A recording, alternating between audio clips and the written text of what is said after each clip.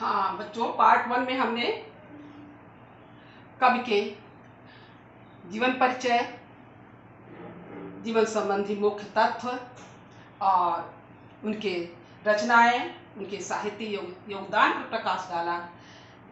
और अब हम पाठ की ओर चलते हैं। पाठ का नाम है, जो पाठ पढ़ना है उसके शीर्षक का नाम है कैकेयी का अनुताप, अर्थात कैकेयी का पश्चाताप। अब इस काव्य का केंद्रीय भाव क्या है? पूरे काव्य में किस बात को बताया गया है, किस तथ्य पर आधारित है, ये हम आपको बताने जा रहे हैं। राम काव्य परंपरा के मणिरत्न साकेत से प्रस्तुत पंक्तियां अवतरित हैं। साकेत से लिया गया है कैकेयी का अनुताप। साकेत में कुल 12 सर्ग हैं और 8वें सर्ग से कैकेयी का अनुताप लिया गया है। इसमें पश्चाताप की अग्नि में जलती हुई कैकेयी के व्यथित हृदय को गुप्त जी ने वाणी प्रदान की। साथ ही भरत के हृदय के निर्मल एवं पवित्र रूप को भी उजागर किया है। संसार प्रसिद्ध उक्ति, पुत्र भले ही कुपुत्र हो जाए किंतु माता कभी कुमाता नहीं है। संसार में उक्ति है, ये कथन, उक्ति मतलब कथन, ये प्रचलित है कि पुत्र भले ही कुपुत्र हो जाए, पथभ्रष्ट हो जाए, लेकिन माता किसी भी हालत में वह कुमाता नहीं होती है। लेकिन इस युक्ति को कैकेयी ने खंडन कर दिया। अपने अपराधों के कारण कैकेयी ने इसका खंडन किया है और स्वयं को कुमाता माना है और पुत्र को सुपुत्र के रूप में स्वीकार किया है। तो कैकेयी के द्वारा यह अनुभूत पश्चाताप की चरम सीमा की ओर संकेत करता है कि पश्चाताप की चरम सीमा को पार कर गई हैं, तथा यह भी संकेत करता है कि उनका मलिन व कलुषित हृदय अब निर्मल हो गया है। अंततः वह राम से अयोध्या वापस लौट चलने के लिए आग्रह करती है। ये इसका केंद्रीय भाव है। कविता में इसी के बारे में बताया गया है इस पाठ में। अब हम पढ़ते हैं। तदनंतर बैठी सभा उटज के आगे, नीले बितान के तले दीप बहु जागे। टकटकी लगाए नयन सुरों के थे वे, परिणामोत्सुक उन भयातुरों के थे वे। तदनंतर मतलब उसके बाद, उटज मतलब कुटिया, उटज मतलब कुटिया।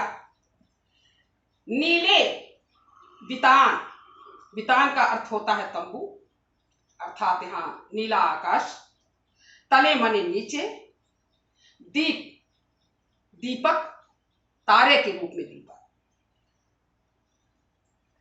टकटकी एक दृष्टि से देखना, नयन मतलब नेत्र, सुर मतलब देवता। परिणामोत्सुक, परिणाम के लिए उत्सुक, उत्सुकता उनकी बनी हुई थी। भय से आकुल, भयभीत थे, व्याकुल थे।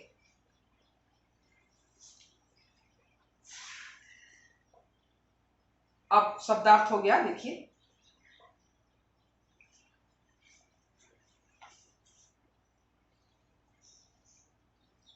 भरत के साथ सारे अयोध्यावासी, माताएं, सभी राम को वापस अयोध्या लाने के लिए उनकी पर्णकुटी, चित्रकूट में उन्होंने अपनी पर्णकुटी बनाई थी, उस पर्णकुटी के सामने पहुंचते हैं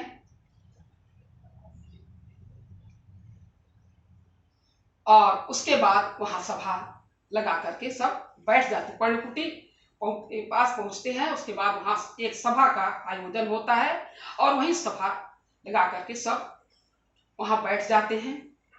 नीले बितान के तले दीप बहु जागे, नीले आकाश रूपी तंबू के नीचे तारे रूपी असंख्य दीपक जल रहे थे। अर्थात रात्रि का समय था, चांदनी रात थी, तारे टिमटिमा रहे थे, आकाश नीला आकाश था और तारे टिमटिमा रहे थे।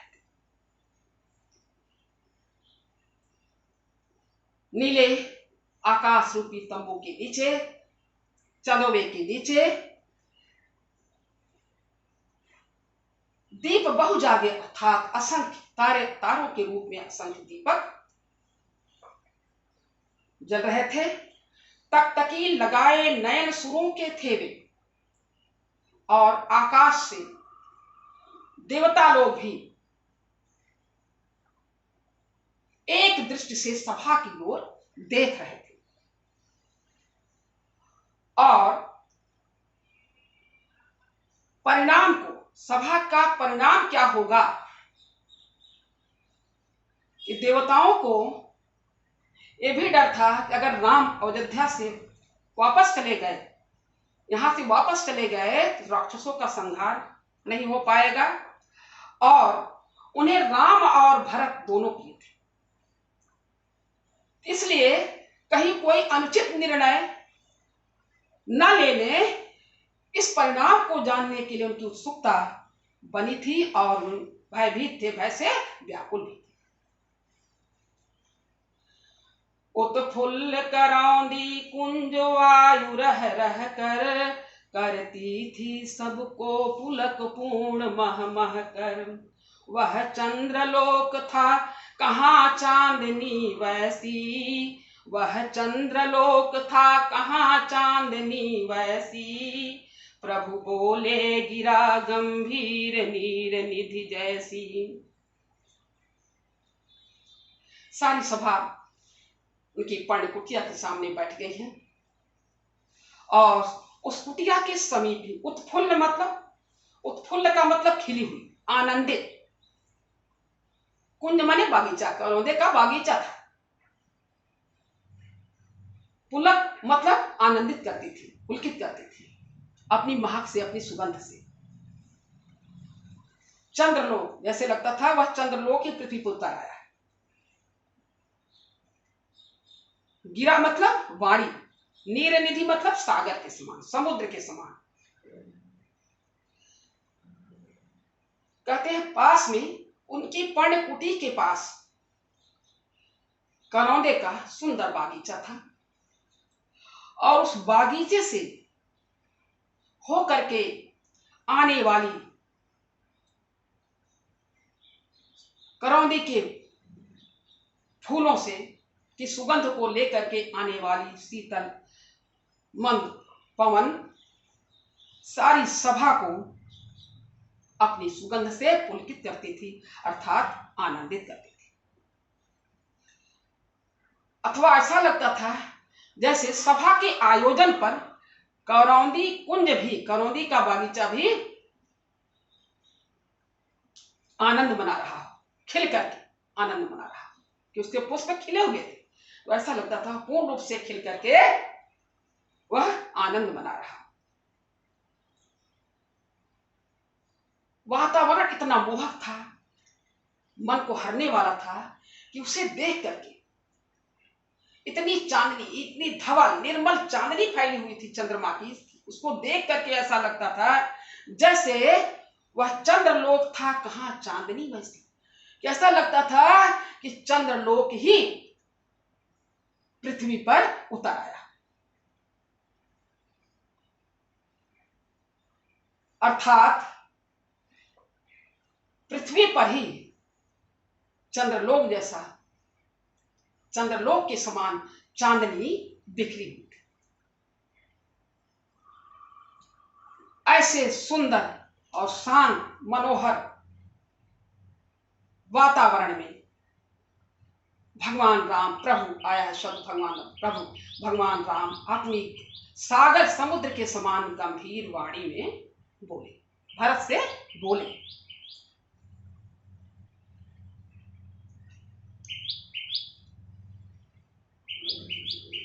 इसमें काव्य सौंदर्य बच्चों है, रस है शांत रस है, छंद है सवैया छंद है, अलंकार में रूपक उपमा प्रसाद गुण है, गुण में प्रसाद गुण है, अभिधा शब्द शक्ति है, और शैली प्रबंध है, भाषा साहित्यिक खड़ी बोली।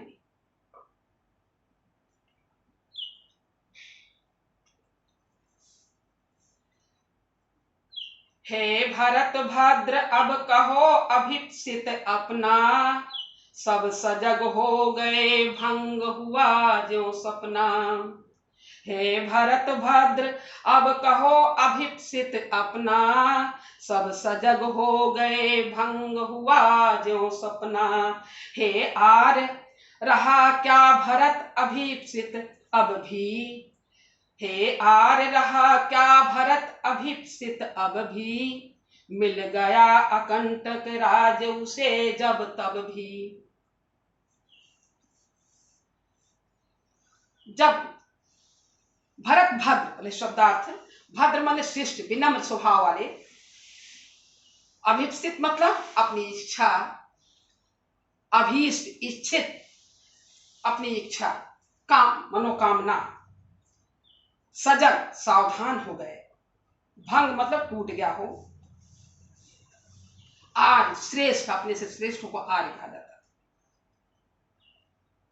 अकंटक बाधा रहित, कांटे रहित, कठिनाई रहित अर्थात बाधा रहित। जब भगवान राम समुद्र के समान अपनी गंभीर वाणी में भरत से उनके आने का कारण पूछते हैं, तब क्या उसका क्या प्रभाव पड़ा, सभा पर उसका क्या प्रभाव पड़ा, इसका वर्णन इसमें हुआ है। हे श्रेष्ठ शिष्ट स्वभाव वाले विनम्र स्वभाव वाले भरत, मेरे भाई भरत, अब अपनी इच्छा व्यक्त करो, मेरे सामने मेरे समक्ष अपनी इच्छा व्यक्त करो। कौन क्या कारण है, किस कारण को, किस हेतु के को लेकर के तुम हमारे सामने आए हुए हो। राम की वाणी को सुन करके सारी सभा सावधान हो गई, और इस प्रकार से सावधान हो गई, सजग हो गई, जैसे कोई व्यक्ति स्वप्न देख रहा हो और स्वप्न पूरा न हुआ हो, बीच में ही टूट जाए और वह चौंक जाए कि क्या हुआ, क्योंकि स्वप्न में बातें एकदम यथार्थ के धरातल पर रहती है, सच ही सब कुछ जो हो रहा होगा सच ही सत्य ही है, इसमें कोई गलत नहीं है ऐसा लगता है। लेकिन जैसे वो सपना टूटता है उनसे चौंक जाता है कि अब हम कहाँ आ गए। उसी तरह से राम की उस वाणी को सुनकर के सारी सभा जो है इस प्रकार से सावधान हो गई, जैसे किसी का स्वप्न, किसी व्यक्ति के देखा जा रहा स्वप्न बीच में टूट गया। अब भरत उसका उत्तर देते हुए कहते हैं कि हे मेरे श्रेष्ठ भाई, इस भरत की कौन सी इच्छा, कौन सी मनोकामना अवशेष है, उसे तो बाधा रहित एक व्यंग्यात्मक शैली में अपने ऊपर ही व्यंग बोल रहे हैं भरत जी। तो कहते व्यंग्यात्मक शैली में स्वयं कह रहे हैं भरत जी कि हे मेरे श्रेष्ठ भाई, अब मेरी कौन सी इच्छा शेष है, उसे तो बाधा रहित अकंटक निर्विरोध बाधा रहित अयोध्या की पूरी सत्ता मिल गई है, अयोध्या का पूरा राज मिल गया है, अब इससे बड़ा क्या है। तनु तड़प तड़प कर और पिता ने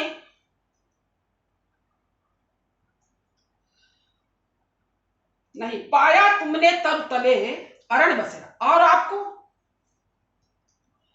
मुझे तो बाधा रहित अयोध्या की पूरी सत्ता मिल गई, अयोध्या का पूरा राज मिल गया, बिना कुछ किए ही मुझे सब कुछ मिल गया, स्वतः मिल गया। और आपको तब तले बस अरण्य बसेरा, पेड़ के नीचे जंगल में आपको निवास मिल गया, आपको जंगल का निवास मिल गया, और हमें अयोध्या की सत्ता मिल गई, बिना बिना कुछ किए ही, बाधा रही, इसके विरोध में कोई बोलने वाला नहीं था। तो ऐसी दशा में अब मेरी कौन सी इच्छा शेष रह सकती है, जिसको सब कुछ मिल गया, सारे सुख, सारी समृद्धियां, सारा वैभव जिसे मिल जाए, उसकी कौन सी इच्छा अब शेष रह सकती है। तब तड़प तड़प कर तप्त त्याग ने तात ने त्यागा, तात माने पिता, अपने तन को, शरीर को, तड़प माने तड़प तड़प करके कष्ट में, तप्त माने जलते हुए, और पिता विरह की वेदना में तड़प तड़प करके अपने शरीर को त्याग दिया। तो हमारी कौन सी ऐसी अभागी इच्छा है जो शेष है, कौन सी इच्छा अब हमारी शेष रह सकती है। हमें तो सब कुछ मिल गया है, अब हमारी कोई इच्छा शेष नहीं है।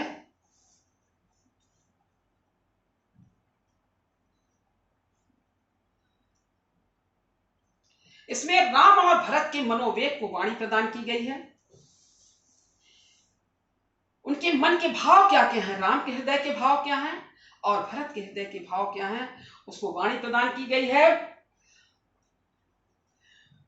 श्री राम जब भरत से प्रश्न करते हैं तो ऐसा भरत को लगता है कि जैसे वे उनके भरत के हृदय का सारा उद्वेग जो है वह उमड़ करके बाहर आ गया। इसमें भी वही शांत रस है, उपमा अलंकार है, उपमा अनुप्रास अलंकार है, लक्षणा सब शक्ति है, प्रबंध शैली है, और साहित्यिक भाषा, साहित्यिक खड़ी बोली है, छंद सवैया छंद है।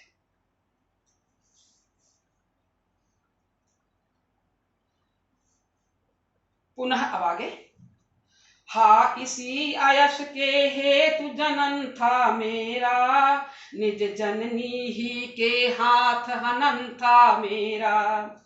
अब कौन अभिप्सित और आर्य वह किसका, अब कौन अभिप्सित और आर्य वह किसका, संसार नष्ट है भ्रष्ट हुआ घर जिसका, संसार नष्ट है भ्रष्ट हुआ घर जिसका।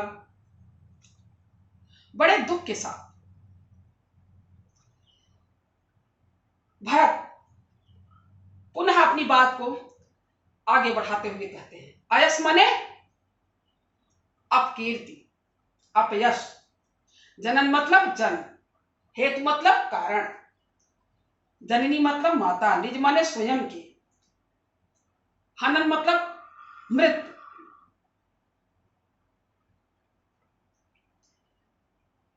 अभिप्सित मतलब इच्छा का मनोकामना, आर्य मतलब श्रेष्ठ। बड़े दुख के साथ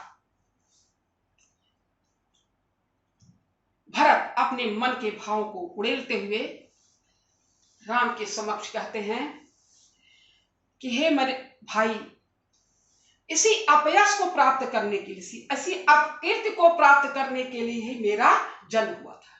मेरा इस पृथ्वी पर जन्म किस लिए हुआ था कि इसी अपयश के लिए हुआ था, यह अपयश हमें मिलना था, इसी कारण हमारा जन्म हुआ था। और निज जननी ही के हाथ हनन था मेरा, मेरी माता के द्वारा ही मेरा हनन हुआ है, मेरी मृत्यु हुई है।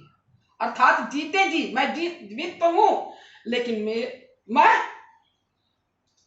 जीते हुए भी मरे हुए के समान, अर्थात मेरा चारित्रिक और मानसिक हनन मेरी माता के द्वारा हुआ है। ऐसा मैंने कभी सुना नहीं था किसी की माता के द्वारा ऐसा कार्य कुकृत्य हो।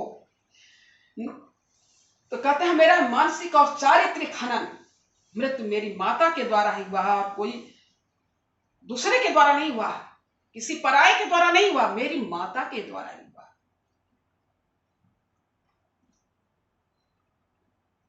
तो ऐसी दशा में हे मेरे श्रेष्ठ, हे मेरे बड़े भाई, अब कौन सी इच्छा मनोकामना मेरी शेष रह सकती है, और किसकी हो सकती है? कहते हैं किसकी और कौन सी इच्छा अब शेष रह सकती है, जिसका सारा संसार ही नष्ट हो गया है, जिसका घर नष्ट हो गया, अर्थात जिसका घर नष्ट हो जाता है, अर्थात उसका सारा संसार ही नष्ट हो जाता है। जिसका संसार और घर दोनों नष्ट हो जाए, ऐसी स्थिति में उसकी कौन सी इच्छा, कौन सी मनोकामना शेष रह सकती है?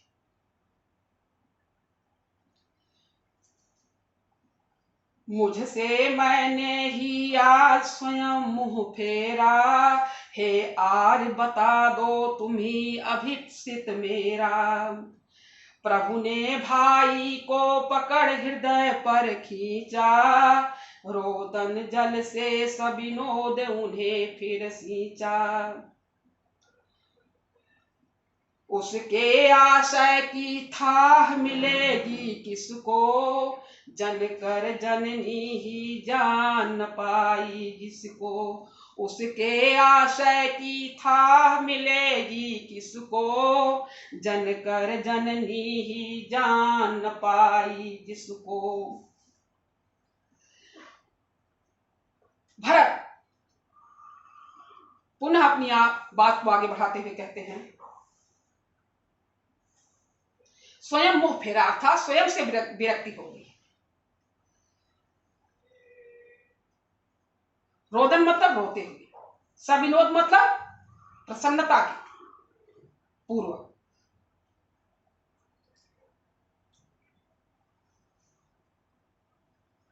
था मतलब गहराई, जनकर मतलब जन्म देकर। भरत पुनः अपनी बात को आगे बढ़ाते हुए कहते हैं कि हे भैया, मुझे अपने आप से ही इतनी विरक्ति हो गई, इतनी घृणा हो गई है कि सब कुछ मेरा नष्ट हो गया है, इसलिए मुझे अपने से ही विरक्ति हो गई है। मैंने स्वयं से अपने मुंह को फेर लिया है, अर्थात स्वयं से मुझे घृणा हो गई है। मेरा जीवन व्यर्थ ही हुआ। मुझे ऐसा लगता है कि मेरा जन्म ही गलत कार्यों के लिए ही हुआ है, इसलिए मुझसे अपने आप से ही विरक्ति हो गई। तो ऐसी दशा में हे भाई, हे मेरे बड़े भाई, कौन सी इच्छा हमारी अब शेष है? जब भरत ऐसा कहते हैं,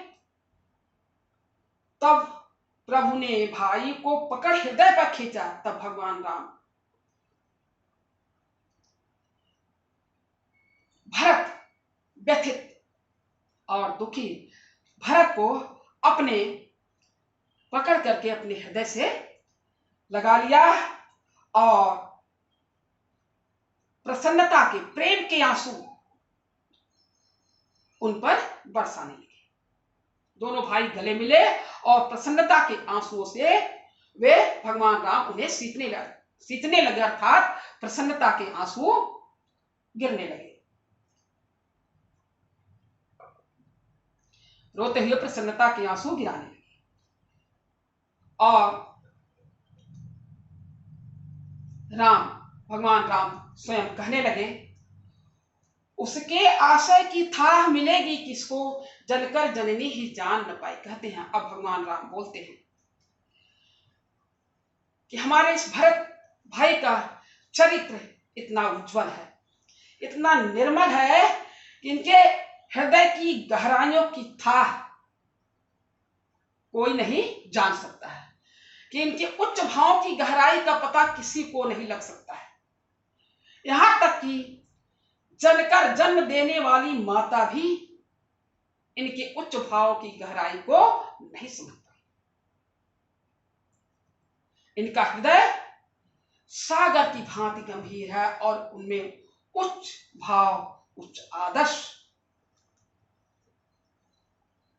के महान गुणों से ये विभूषित हैं, लेकिन इन गुणों को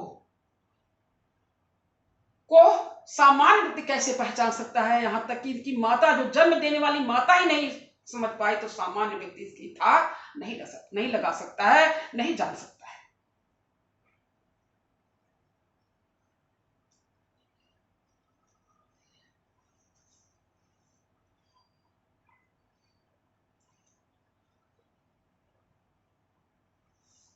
यह सच है तो अब लौट चलो तुम घर को, चौंके सब सुनकर अटल के कई स्वर को। यह सच है तो अब लौट चलो तुम घर को, चौंके सब सुनकर अटल के ईश्वर को। सबने रानी की ओर अचानक देखा, वैधव्य तुषारावृता यथा विधुलेखा।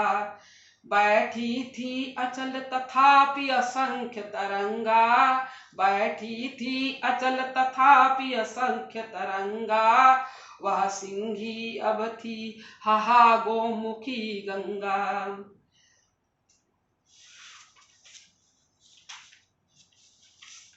जब राम की भरत के चरित्र के संबंध में, भरत के उच्च आदर्शों के संबंध में जब कैकेयी सुनती है, सारी सभा सुनती है, कैकेयी भी सुनती है, तब सभा के बीच में बैठी हुई कैकेयी, अटल माने जो टले ना, तो सभा के बीच में कैकेयी उठती है और राम से कहती हैं, हे राम,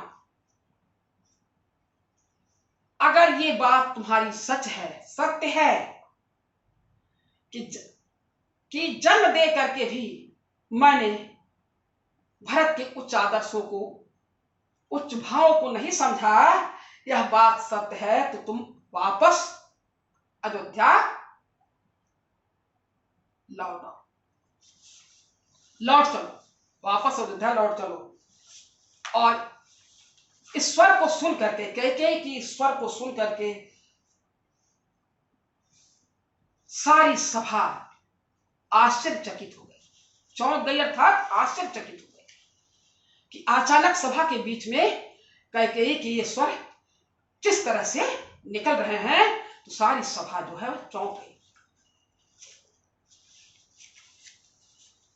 उन्होंने ऐसे स्वर में कहा कि इसे टाला नहीं जा सकता था, ऐसे दृढ़ता पूर्वक स्वर में उन्होंने कहा राम को वापस करने के लिए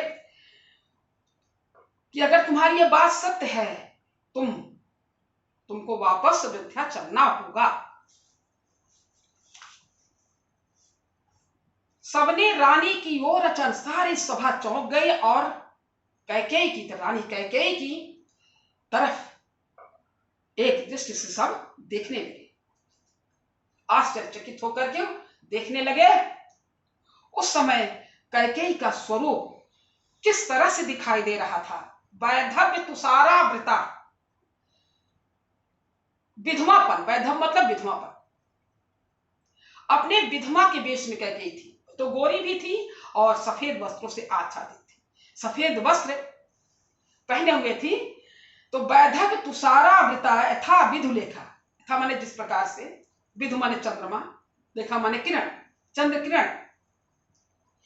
वैधव्य तुषारा ओस की, कुहरे से ढकी, तुषारावृता, तुषार माने कोहरा, आवृता मतलब ढकी हुई। ऐसा अपने विधवा के वेश में उस समय रानी कैकेयी का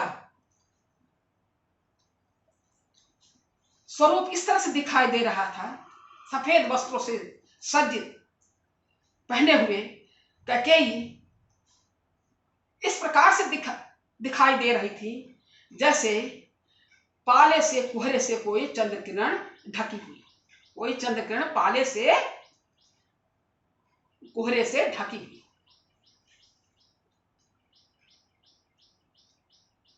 बैठी थी अचल तथा असल, निश्चल, अचल मन निश्चल, निश्चिंत भाव से बैठी थी। लेकिन कैकेयी तो सभा के बीच में एकदम निश्चल भाव से, ऐसा लगता था कि एकदम शांत और निश्चल बैठी हुई, लेकिन उनके मन में, उनके हृदय में तमाम असंख्य तरंगा, तरंग माने लहर, तमाम असंख्य, तमाम विचारों की लहर उठ रहे थे। तमाम विचार रूपी लहर उठ रहे थे। रूपक अलंकार भी है, उपमा अलंकार भी है। वह सिंही अब थी हाहा गोमुखी गंगा। कहते हैं पूर्व प्रसंगों में कैकेयी को एक सिंहिनी के समान, सिंहिनी से उसकी तुलना की जाती थी। जैसे सिंह जो अपने, वह पहले कैकेयी जो सिंह के समान गर्जना करने वाली थी, दहाड़ने वाली थी, आज वही कैकेयी पश्चाताप की अग्नि में जल करके गोमुखी गंगा की तरह निर्मल और शांत हो गई। अर्थात उनके मुख से बड़े सीधे साधे वचन निकल रहे हैं, पवित्र गंगा जी की तरह सीधे साधे वचन निकल रहे हैं, वाणी निकल रही है।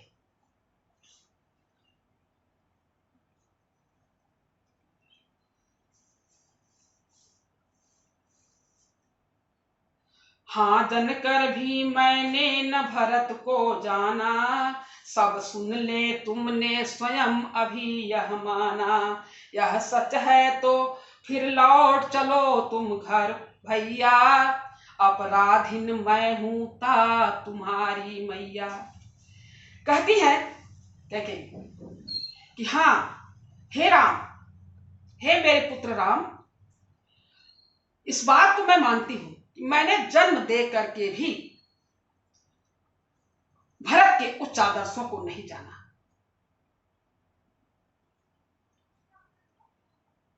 इस बात को सब सुन ले तुमने, सभा को की ओर संकेत करके कहती हैं कि सारी सभा, सारे सभावासी, सभा में आए हुए सभी लोग इस बात को सुन लें, और इस बात को स्वयं राम ने माना है, इस बात को माना है और कहा भी है।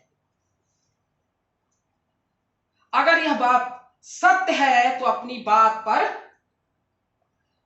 के लिए ही तुम, हे भैया, तुम वापस अयोध्या लौट चलो। अपराधी मैं हूं ता तुम्हारी मैया। कहते हैं अगर तुम भरत के उच्च आदर्शों, उनके पवित्र निर्मल भावों की जानकारी अगर तुम्हें है, तुम उसे क्यों कष्ट दे रहे हो, उसे क्यों दंड दे रहे हो, उसके नाते तुम वापस अयोध्या चल रहे हो। अपराधी मैं हूं हे तात, हे पुत्र, अपराध करने वाली,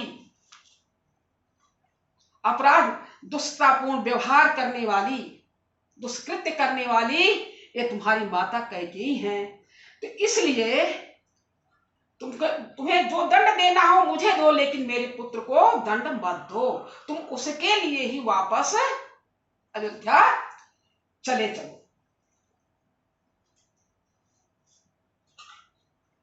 अब इसमें भी उपमा, उत्प्रेक्षा और रूपक अलंकार है, शांत रस है, छंद आपका सवैया ही है।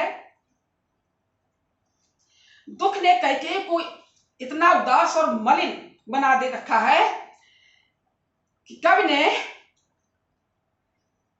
उसको चांदनी से ढकी हुई बताया।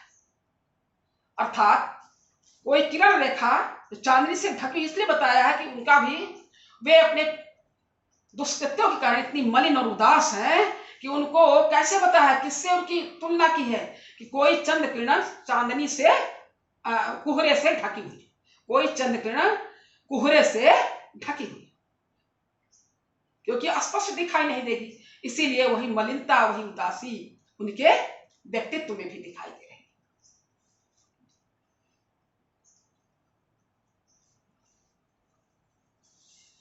इसमें कवि ने कैकेयी के परिवर्तित स्वभाव की भी कल्पना की है, इसलिए यहाँ उत्प्रेक्षा अलंकार, इसके आधार पर यहाँ उत्प्रेक्षा अलंकार है। और गोमुखी गंगा के समान उपमा अलंकार क्यों है? क्योंकि गोमुखी गंगा के समान उनका जो परिवर्तित रूप है, इस परिवर्तित रूप के पहले जो रूप था वो सिंह के समान धारने वाली थी, लेकिन जो परिवर्तित रूप है उसकी तुलना गंगा से, गोमुख से निकलने वाली गंगा से की गई है। अतः यहां पर उपमा अलंकार है। उसके सब गोमुखी गंगा के समान उन्हें निर्मल और शांत बताया गया है। यह आपका काव्य सौंदर्य हो गया।